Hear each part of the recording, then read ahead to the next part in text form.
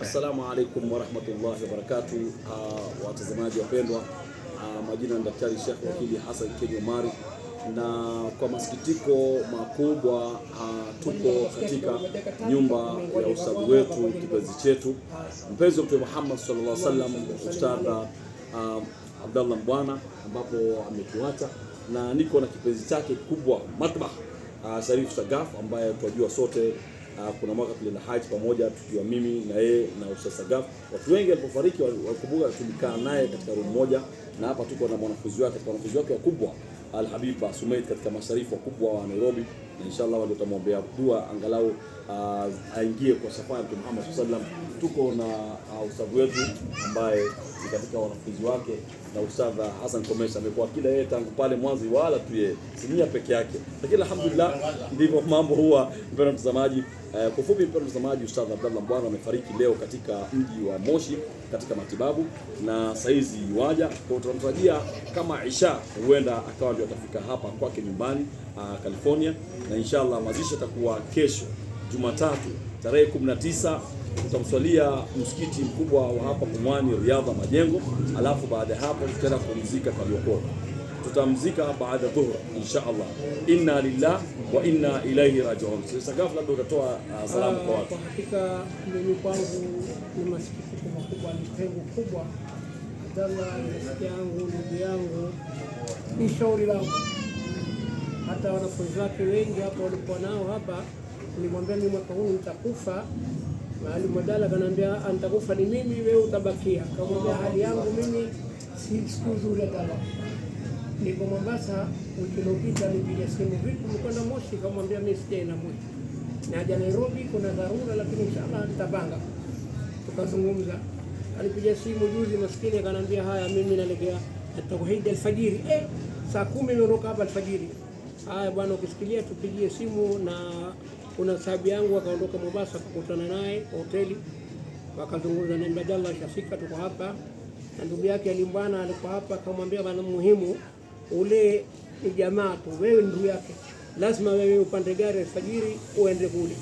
Anambia ni rai nzuri, na Alimbwana naye akaenda. Alhamdulillah, na Ustadh Ibrahimu wako kutoka Tosi kule, naye nimesoma pamoja, wamekulia pamoja, wako pamoja madrasa, naye alikuwa bahati nzuri kwao ni Tanzania, ule naye wamekwenda wao kule, ameshughulikia kila kitu, kaka ameswalia kule, amemaliza.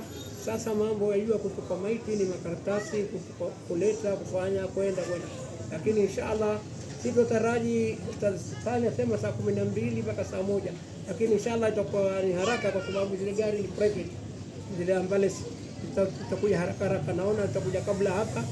Akija hapa atakuwa nyumbani kwake, tutamtarashia, tutampiga maji ya kwanza, tutamuosha na watoto wake pale, na Ustadh Sani hapa na Ustadh Hassan Komesha. Sisi hapa tulioko ni mandugu tusute, kula tukikaa hapa tunaona ni mandugu, hakuna watu wa kando. Sasa hiyo jambo hili, wao ni watoto wale, sisi ndio wazee wao, kutusikiza sisi. Kasim fanya hivi, Muhammad fanya hivi, wewe fanya hivi, wao fanya hivi, tutakuwa tukifanya. Wazali uko hapa, ni mjomba wake tu yeye, mamake ni Halima Mbwana, ni Ruye, lakini ni kipenzi, ni shauri lake. Ile pengo lililowapiga yeye na mke wake ni pengo kubwa sana hapa, lakini ilikuwa ni urafiki pia.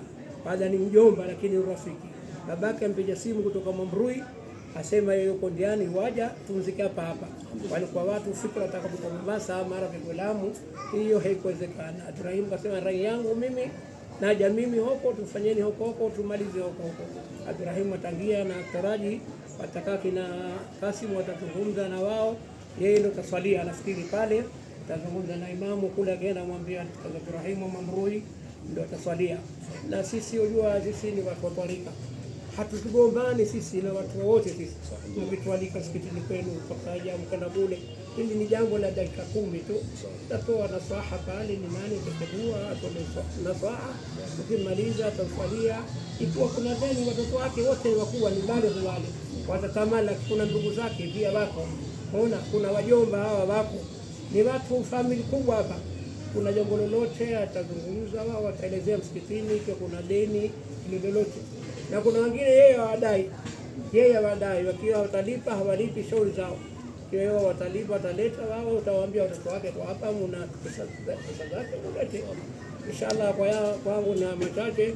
Shukran, tumuombe Mwenyezi Mungu ampe husnul khatima, ampe mauti, ampe roho min janna.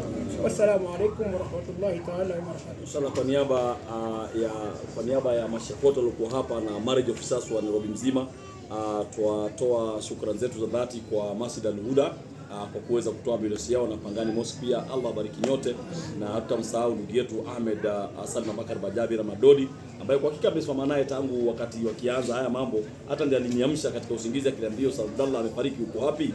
Na mpaka sasa apiga simu. Kwa hivyo inshallah ni mzee wetu, amependa watu wengi na sisi tumpenda, na huyu ni mtu wa peponi bila shaka. Mapenzi kwa mtume hayapimiki inshallah. Shukrani jazilan, maa salama.